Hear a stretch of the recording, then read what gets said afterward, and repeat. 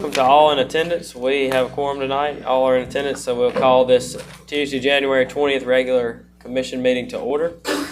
The first item is the invocation. Pastor Don Cummings from Sweetwater Baptist Church is here with us tonight. Pastor Cummings, if you want to, you can come to the podium. We appreciate you being here with us tonight.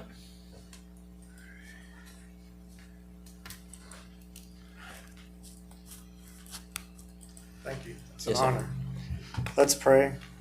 Father, we thank you that we live in a country where we still have the liberty before a meeting such as this, Lord, to pray.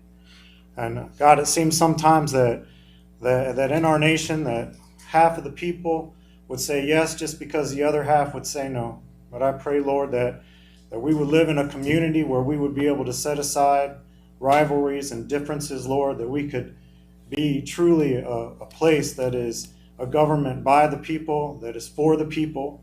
Lord, that we would keep in mind at all times that both those that govern and those that are governed were all made in your image.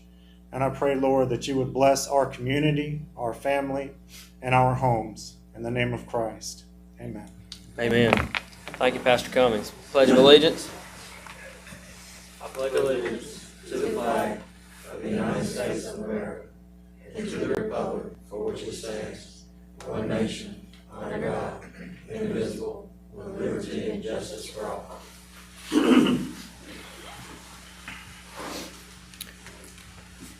That will move into our public input. The only person signed up tonight is Jason Cranford.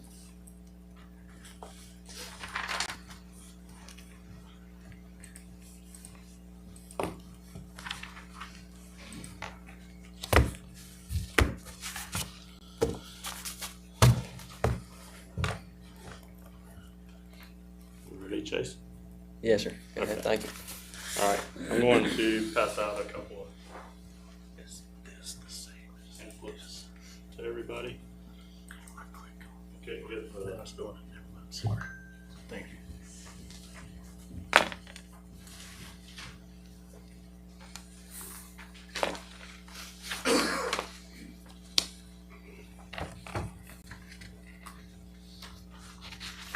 Thank you. Yes, sir.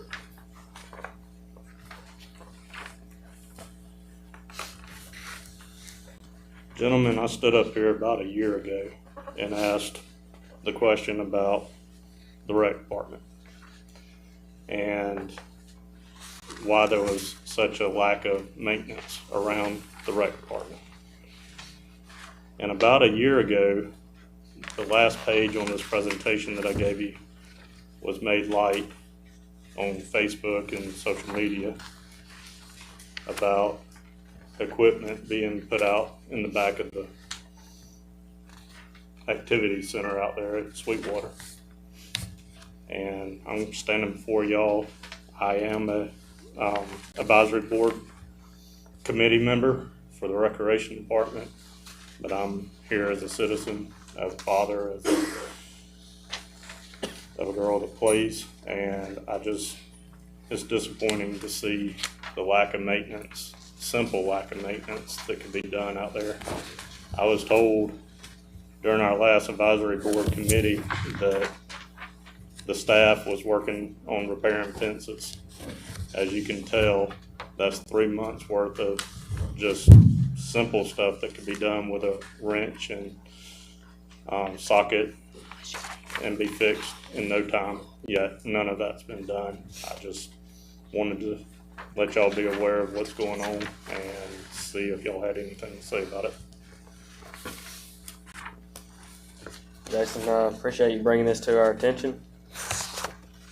We'll give these to Mr. Burton. He'll handle this tomorrow. I don't know about this trash here, why this hasn't been picked up, but Yeah, I mean, that was That's a year unacceptable. ago with it being blasted on social media. You would have thought that would have been top priority, get that cleaned up and out of there, out of sight, out of mind. But here we are almost a year later. yes, sir. It's unacceptable. We'll get it up and taken care of. Thank you. Thank you. All right. All right.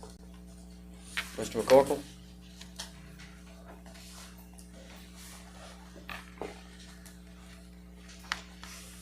Hi, board members. How y'all doing?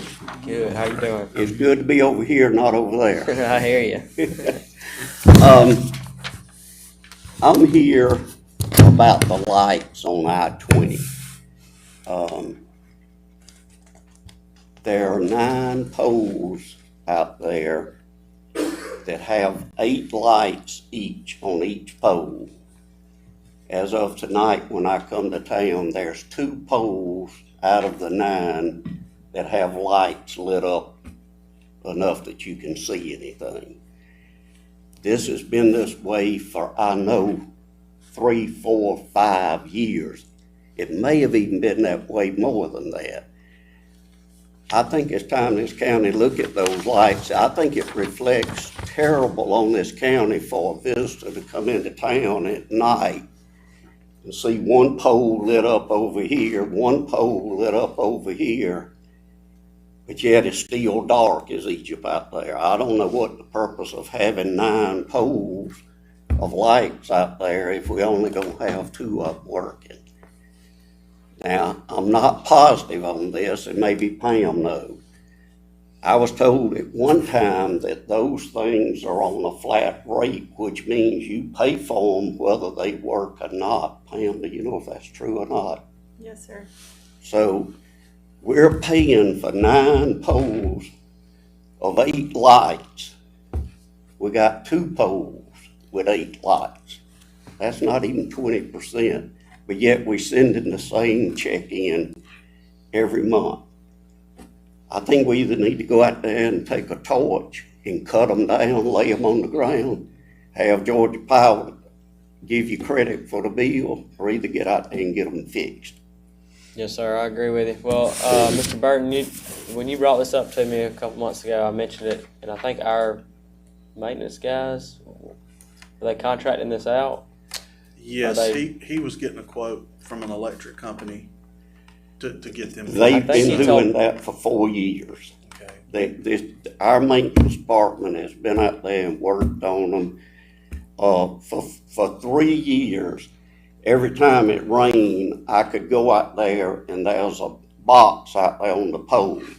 You could get in there and trip the breaker, flip it back, and the lights would come back on to the next rain. Our maintenance department evidently can't find where the shortage is, and then finally got to the point to where it doesn't do any good to flip the breaker. They just flat don't work. Okay. And it could be electrical hazard. It could be somebody could get hurt out there because of those lights not working. But I would certainly appreciate it if some effort would be put into it to look into that. Yes, sir. Thank We'll you. get it taken care of. With that, we'll move on to our approvals, the first being of tonight's agenda. Is there any corrections or a motion for approval? I make a motion to approve. Commissioner Holland, Vice Chairman Wilson, all in favor? Any opposed? Number 2 is our minutes, first being from the regular session, January 7th, and the second being an executive session affidavit from January 7th as well. I make a motion to approve. Commissioner Holloman, Second. seconded by Commissioner Jopling, all in favor? Any opposed? All right, we'll move on to our information and announcements. The first on our list tonight is that the Chamber of Commerce is hosting their annual banquet January 22nd from 5 to 9 p.m. at the National Guard Armory. It's a change this year from Bordeaux, so just making the public aware of that. Item number 4, Blind Willie McTell Downtown Park groundbreaking ceremony will be held January 29th at 11:30 a.m. That park is right here across from the Government Center. Number 5, spring sports registration is going on at the Recreation Department. Number 6, community listening session is February 18th, 2026 at 8:30, and they'll hold another one at 6 o'clock p.m.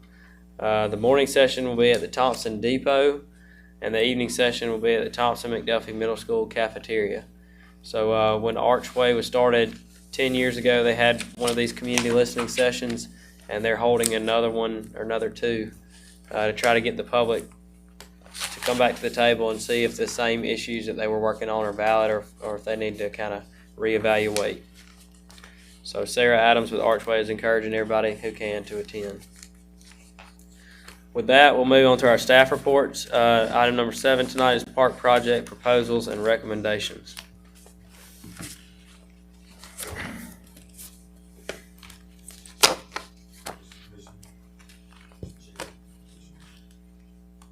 So today you have Project Refresh in front of you, your packet.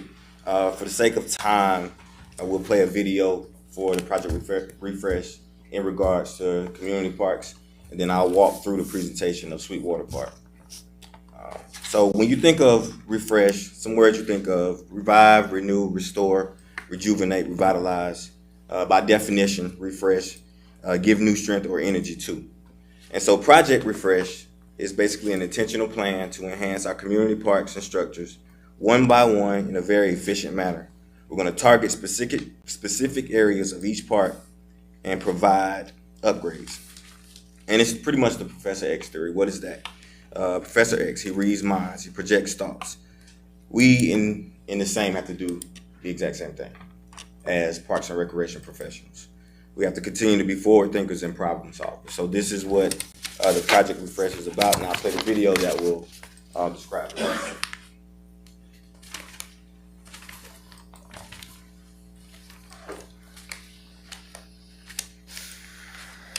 Good morning, and thank you for taking a moment to hear about something I'm very excited about. Project Refresh for the McDuffie Recreation Department. Our parks are where kids play, families gather, and our community comes together. Project Refresh is our plan to strengthen those spaces, one park at a time, in a smart and cost-effective way.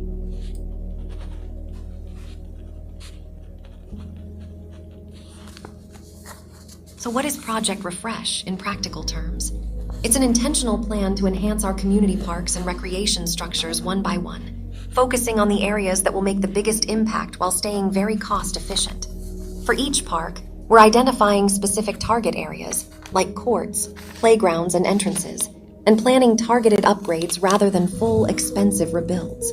We've been listening closely to what our community uses, what they ask for, and what our staff sees every day. Project Refresh is built around that idea, really understanding what people want from their parks, and then directing our resources exactly where they'll do the most good.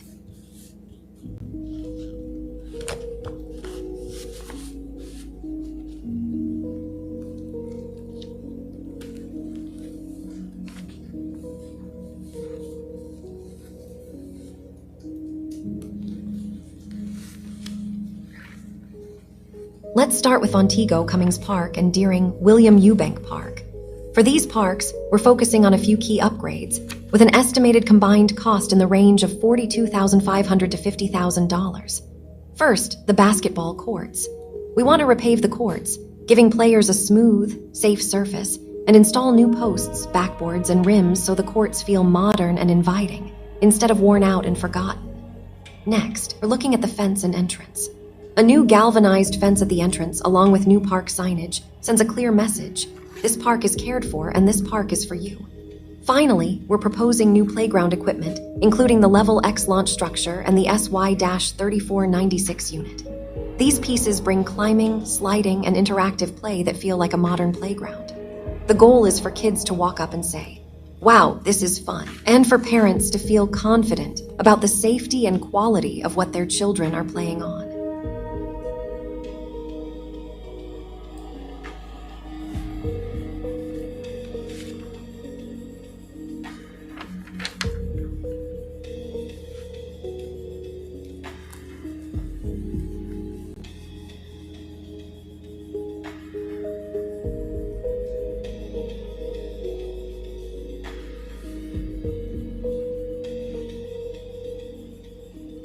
Next is the Deering Skate Park, with an estimated cost of about $10,000.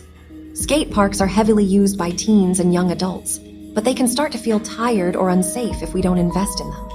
For Deering, we're proposing a turtle half pipe ramp, which is the main feature and the largest cost, along with a quarter pipe ramp, a grind rail, and a bump to rail feature. Together, these elements create a more complete skate experience, with enough variety to challenge more advanced skaters while still being approachable for beginners. The idea is to give our youth a positive, designated place to skate, practice, and hang out, instead of doing it in parking lots and streets where it's less safe and can cause conflicts.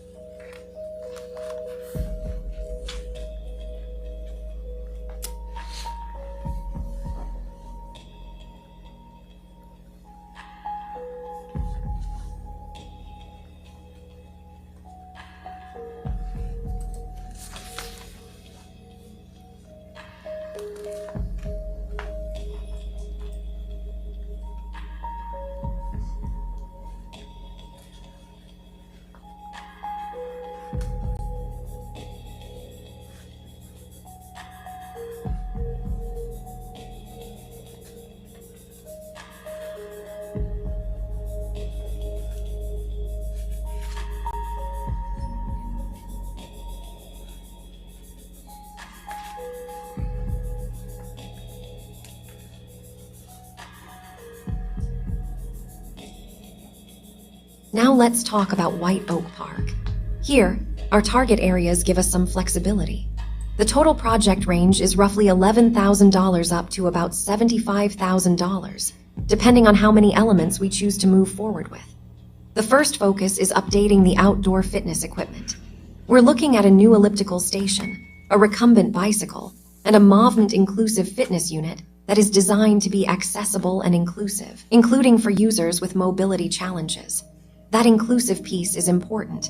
We want our parks to serve everyone, young and old, able-bodied, and those with disabilities. Thoughtfully designed outdoor fitness equipment can really support that goal. There is also an optional playground equipment upgrade, the Nucleus NU-3657 unit. That's a larger investment, but it would provide a modern, engaging play structure that could transform the feel of the park for families if funding allows.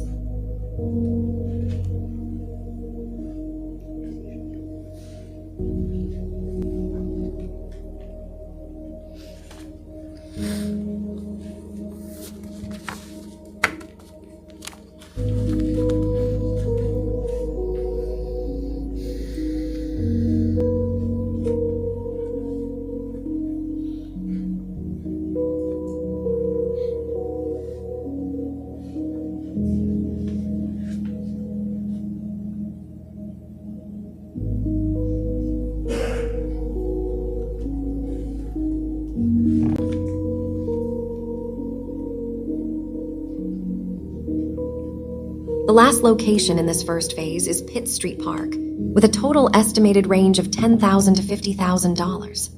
Here, we're following a similar pattern to some of the earlier parks. For the basketball court, we plan to repave the court to improve safety and playability, and install new posts, backboards, and rims so the court looks and feels new again. For playground equipment, we're proposing the Nucleus NU-3428 structure, another modern unit designed to give kids multiple ways to climb, slide, and explore. Finally, we're looking at the skate park area.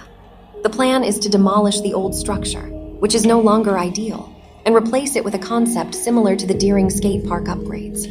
Just like Deering, Pitt Street would gain a refreshed, purpose-built space for skaters, a safer, better-designed environment that shows our youth they are part of our planning, not an afterthought.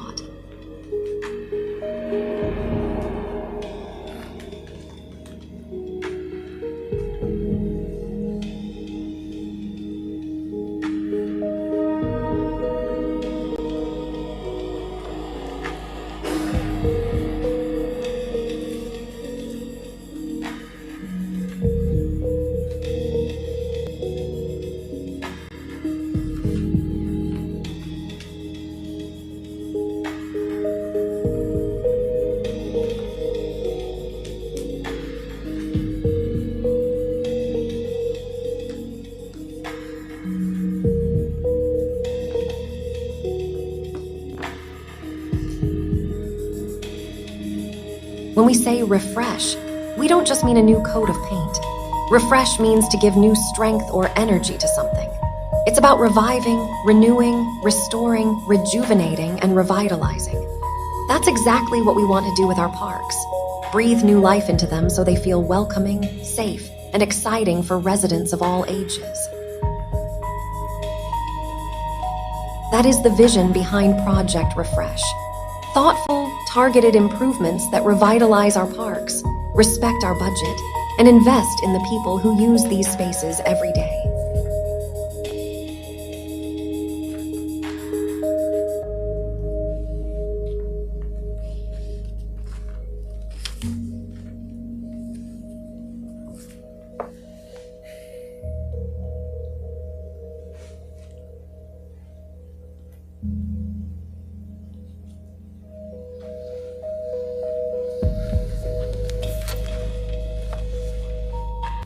Good morning.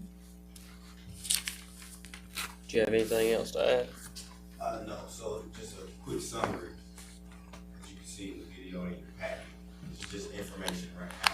But these are things that, and structures and projects, small projects that I do believe we can maintain and we can adhere to.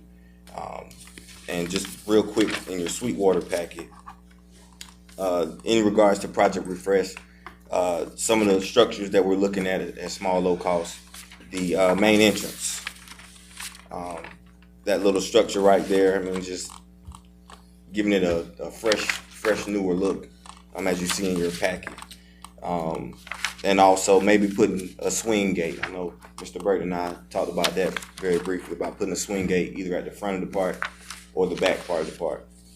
So little things like that. And I know it's a lot of information, but as far as right now, these are things that we are looking at in the near future to take care of.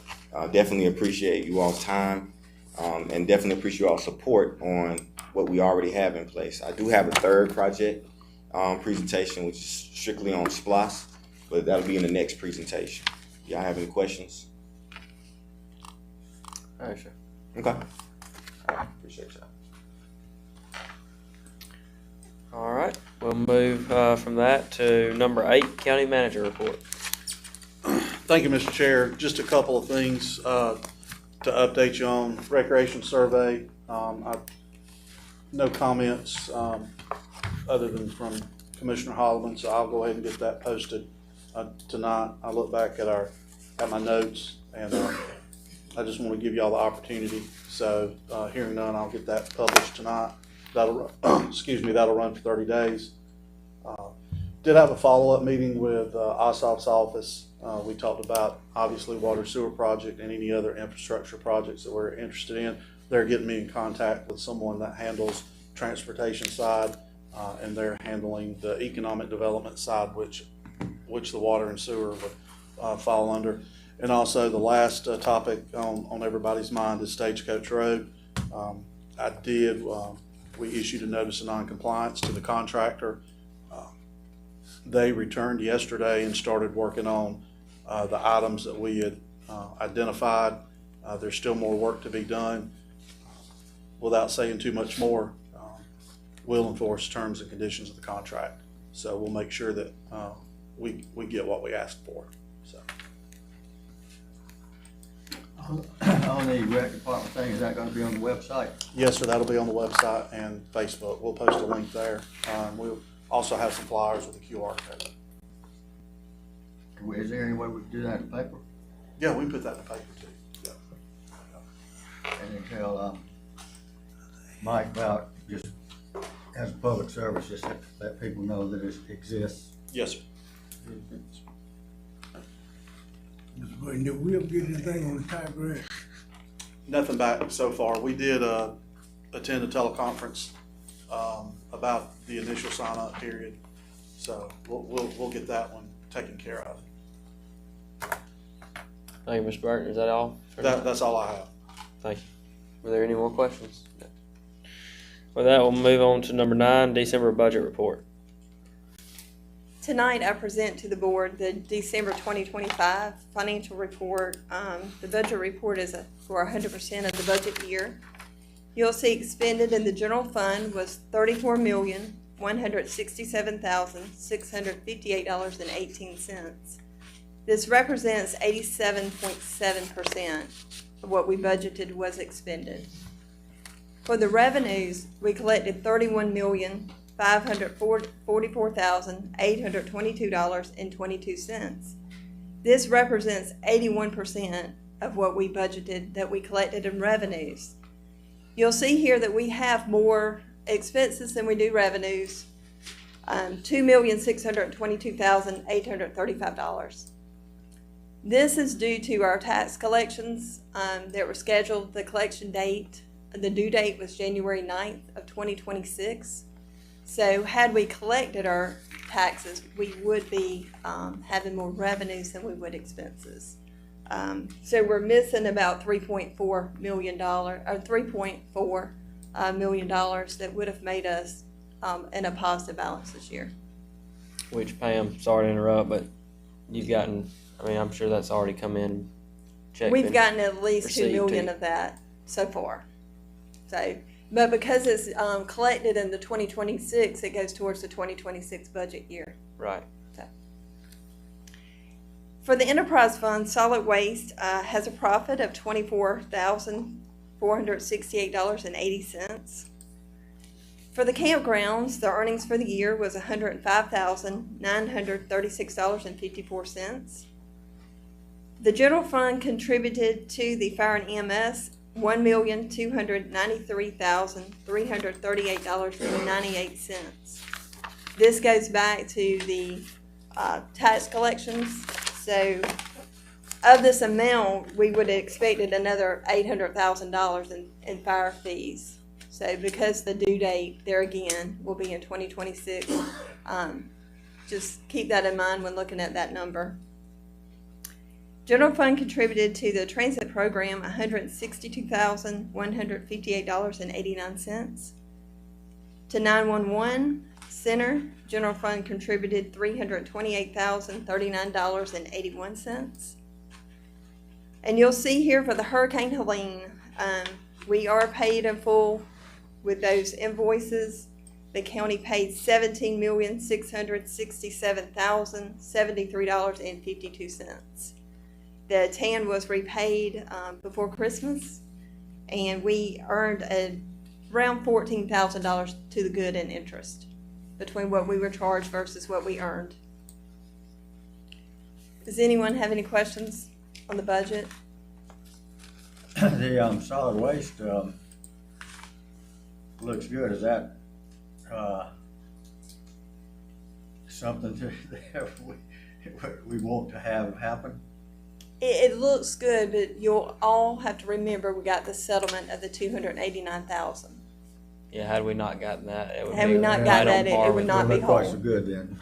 I forgot about that. Yes, sir. So we're still in the red, $250,000, right? 150, right? 150, I think. Yeah. Well, we got 289 and we're 24 to the good. Okay. Moving over to your next reports, you have your bank balances. Balances for the month of December for the general fund was $7,198,391. Enterprise funds was $968,819. Grant funds total $1,837,398. Special revenue accounts $1,005,245. SPOS and T-SPOS balances was $20,502,788. The LMIG account has $1,241,048, and the TAN fund has $16,296. And I will get those funds transferred over and get that account closed.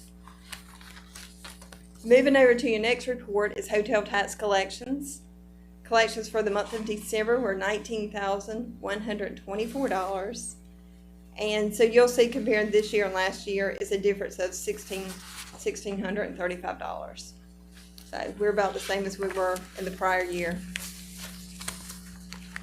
Your next report is local option sales tax collections. Collections for December were $278,343.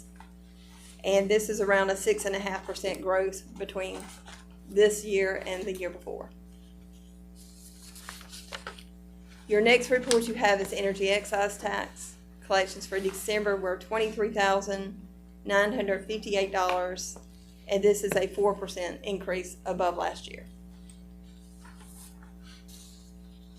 Moving to your next report is the total Avaloing tax. Avaloing taxes for December were $12,469. Taft collections were $82,494. Moving over to your next reports, T-Splost. Collections for December were $106,852. There were expenses of $17,478 and interest income of $2,350.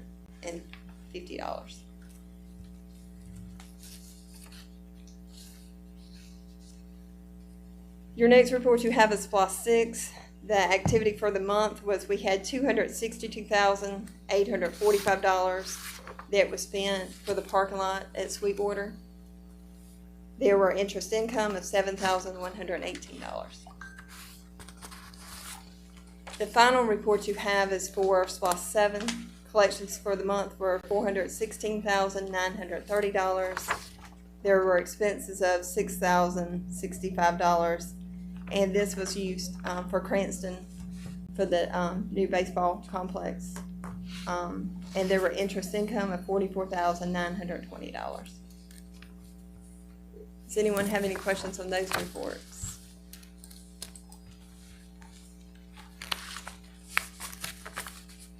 Overall, I think we finished out the year well. We were able to get our TAN repaid. We were able to get our FEMA funds collected. So all in all, we were good. Yeah, I was looking at the November numbers for last year and this year, and it looks like we're down a little bit this year, but my suspicion is that's due to lean revenues that people have Yes, to spend. So, yes. I The only think thing left with FEMA, we have a couple FEMA projects that's really just some damages on some assets that the county had. So, and we're wrapping it up. Thank you, Pam. Thank you for all you do. All right, if there are no further questions for Pam on that, we'll move right on into new business. Item number 11, consideration to approve the CHIP 2026 Resolution 2026-002. If you'll remember, we talked about in December allowing the Regional Commission to handle our CHIP application this year as well. This we signed a letter agreeing to committing to that, and this is just a resolution to authorize the actual application to the Regional Commission. The application fee is $1,000. I'll make a motion to approve that resolution. Motion made by Commissioner Jopling, seconded by Vice Chairman Wilson. Sorry, I'm trying to think. I got one more thing to add. All in favor? I will just add that this is rehabilitation for existing housing. This is not new housing. So, and Clerk Goodyear has a list started for anybody who's interested, and they can also, anybody who would like to get on the list can go to the Regional Commission, right? Call Nisi. They can get that information from me. Okay. Item number 12 is consideration to approve the LMIG road list for 2026, and I'll give this over to Mr. Burton. Thank you, Mr. Chair. These are the the lists that our consultant engineer came up with for possible application for the 2026 LMIG through GDOT. We're poised to get about $631,000 out of the LMIG, and then the balance we would use out of our local allocation in T-Splost. We're looking around $2.86 million for the 5 roads that are listed on here. I'll draw your attention to the last road, Old Washington Road. I know that there's over years have been some discussion. Portion of it is in the city and a portion is in the county. I can work with the city to see if they'll apportion some of their funds to cover the city part, and we will cover the county part. If you'll remember on Bowden Pond Road, we did do a change order earlier on this existing contract to do some patching on that. So hopefully they get that. We can delete the patching out of this one, so it'll bring that total down a little bit, and we can apply those funds elsewhere.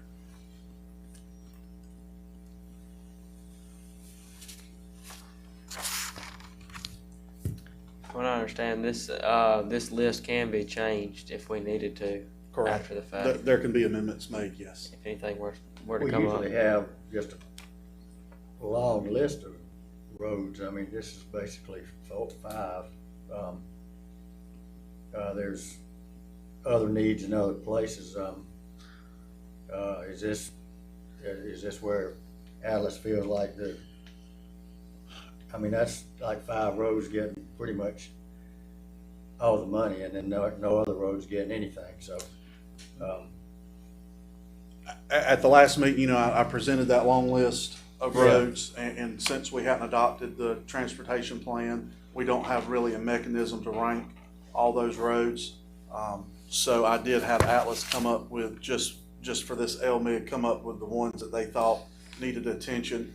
And then from here on out, if y'all agree and adopt the transportation plan, we can apply those metrics to all those roads and rank them all out and start working Well, out that the was kind of list. my question, because, we really hadn't had any input on some of these, and, of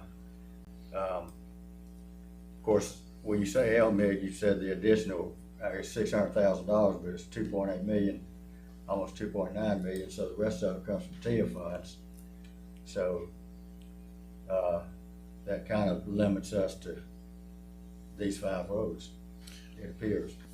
To use our local allocation, but we do have some in reserve. We have close to 3 million, give or take, in reserve that we can apply to other roads. I don't want to use the whole pot in case something happens, but I shared with the chairman earlier, I expect to come back later this year and ask to expend some of those funds on rehabilitating other roads. Okay, well, that's kind of where I was going with all this. It's kind of like, there are other needs in other places, and it would be nice to have a little bit of input in this. So, so are we adopting these roads? I have to turn in the LMIG request by February the 1st. But if we we got to. Yeah, but I mean, if there's that much pushback on it, we could have it on our work session for February. You just have to make an amendment to the application. Yeah. But you would have the request in for the. I would have the initial request in, and we can make an amendment. I think too, the difference here with this list is we've got 2 roads. One's 3.7 miles and one's 2.64. And if you look back at those prior years, we did some subdivisions that might have very short roads, 0.2, 0.3 miles. So the list looked a whole lot longer. But I mean, I understand what you're saying, that we're not, it seems like we're not spreading it out, but these roads are all across the county in different areas. But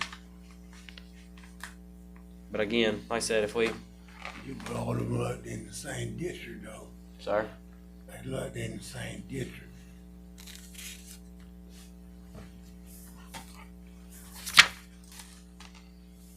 You only got one road, that's the problem. They come off of 150 right here. Well, of course, the Old Washington Road. The city is totally in the other district, so any roads that are paved in the city would be in that district. Well, that Old Washington Road is one that we've gotten a lot of complaints about. It's in your district, but. Yeah, well, I'm listening to this. Like I said, these came from Atlas. These are the ones that need the most immediate attention. That's what they'd indicated to me, because I tasked them with, I gave them that whole list that I showed y'all, and I asked them, since we don't have any way to rank them with any sort of metric, I needed, the list to turn in for LMIG and to give me in their engineering opinion, the highest priority roads. And this is what they had submitted. Well, let's go ahead and pass, and then with the understanding we can amend it if we need it. Let's just plan to have it on the work session, Okay. since we did it in January, Yeah. we didn't really have time to discuss this. Okay. For, February. So we're not gonna turn it in, But, we are gonna. yeah, we're gonna turn the application in, but we can amend this. We just need to have our application into the portal by, Well, that's what I'm saying. that way we is get our mileage, Yeah, let's go ahead and pass it, then, just pass it and send it on in, and then we can work on it. We can amend Work it. session. That makes sense. I'm good with it. So is there a motion to approve? I just made it. Oh, sorry. Motion made by Commissioner Joplin, Last second. seconded by Commissioner Holloman. All in favor? Any opposed? Item number 13 is consideration to name the new school road Bulldog Way. We've been calling this thing School Drive. The school just has an address off Thompson East Bypass, but since that's a public road, we want to get them an address. They've been using a P.O. box and the Thompson East Bypass as their physical address. But for 911 purposes, we need to give that road a name and then give them an address. After talking with the school board, Bulldog Way, it suits them. So I'm here asking for approval for naming that road Bulldog Way.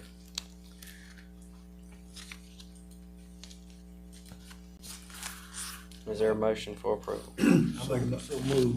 Vice Chairman Wilson, seconded by Commissioner Joplin. All in favor? Any opposed? All right, item number 14, consideration to approve the BoC grant, resolution 2026-003. This is the BoC grant that we approve annually for the Victim Assistance Program. These are federal funds in the amount of $138,401, and the district attorney's office handles that. Pam, you just keep the money here, and they handle most of the reports, right? They handle the reporting and their funds as well.